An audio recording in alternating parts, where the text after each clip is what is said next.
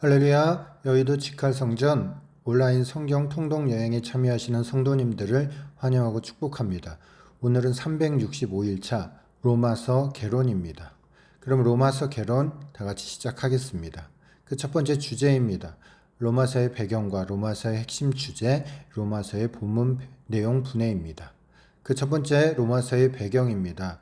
로마서의 배경은 저자와 제목, 기록 배경과 목적, 로마서의 중심 사상입니다.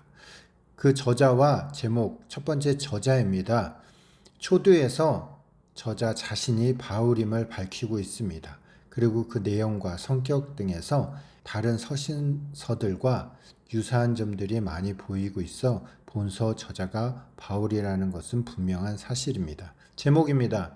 헬라어 원문에서의 제목은 프로스 로마이우스, 즉 로마인들에게로 되어 있습니다.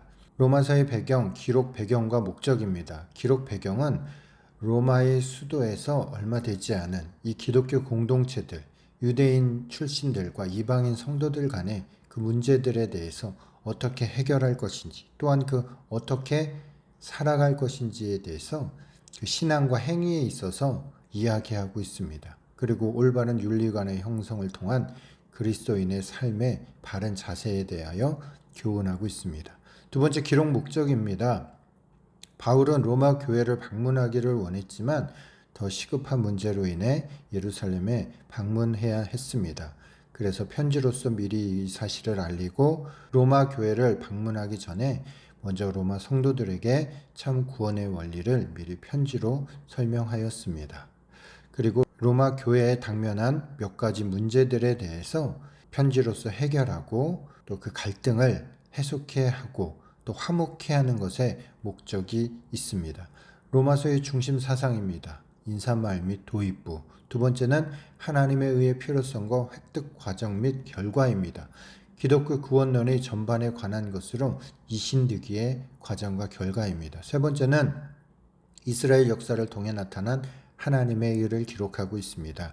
구약 선민인 이스라엘의 역사 속에 나타난 주권적인 하나님의 구원 섭리를 언급하면서 이신득이의 진리는 이스라엘 백성들에게 동일하게 적용되는 것임을 언급합니다. 네 번째는 믿음으로 하나님의 의를 얻은 성도의 실천 윤리입니다. 이신득이의 진리를 통해 구원 얻은 성도의 실천 윤리에 대해 다루고 있습니다. 다섯 번째는 종결부 그리고 결론입니다. 주제 두 번째, 로마서의 핵심 주제입니다. 그 첫 번째 도입부입니다.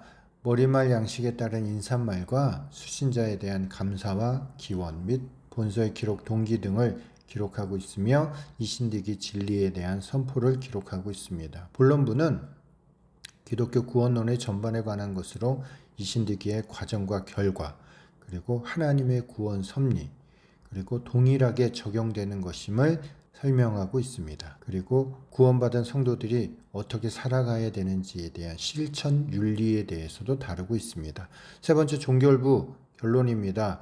바울은 자신이 앞으로 행할 로마 방문 계획에 대하여 이야기하고 있으며 선교를 음으로 양으로 도와준 많은 로마 교회 성도들에게 그 많은 문제, 그 다음에 어려움들, 어떻게 해결할 것인지에 대한 이야기들, 그리고 조심하고 경계해야 될 것들, 그리고 마지막 인사말 등이 담겨져 있습니다.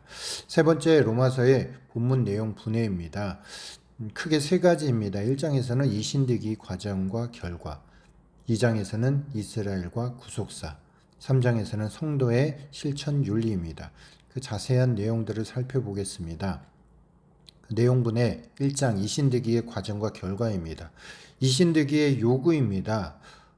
전적으로 타락한 인간, 이에 따른 하나님의 공의와 심판, 그리고 스스로 선한 행위로는 결코 하나님 앞에서 의를 얻을 수 없는 그 인간의 무지함과 무능력함을 설명하고 있습니다. 그래서 이신득이가 왜 필요한지에 대한 이야기가 담겨져 있습니다. 두 번째 이신득이의 과정과 결과입니다.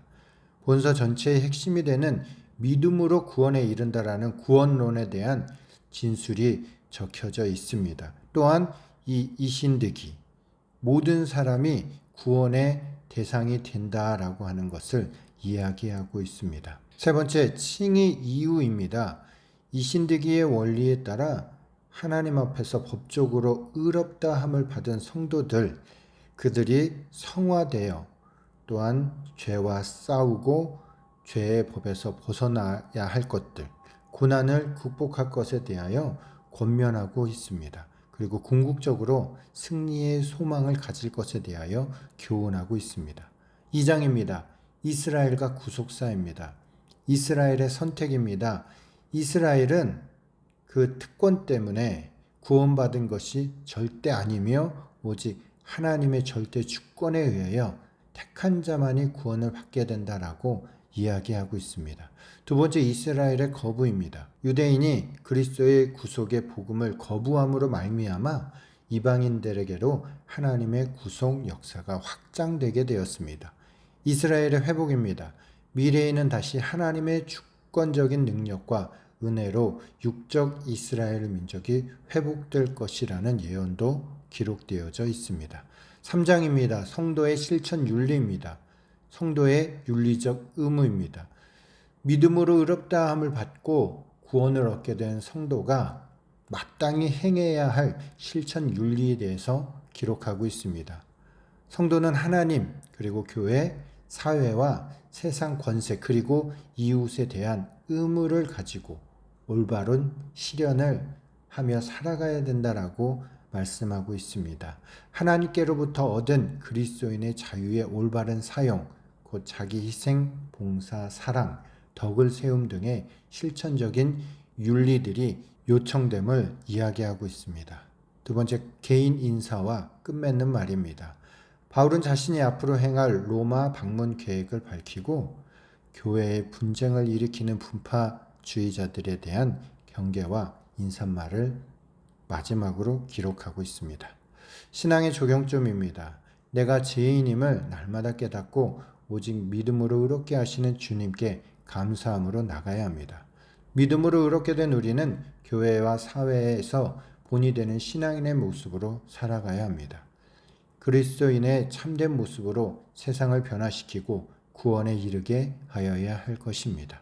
이상 로마서 개론을 마치겠습니다. 제가 기도하겠습니다.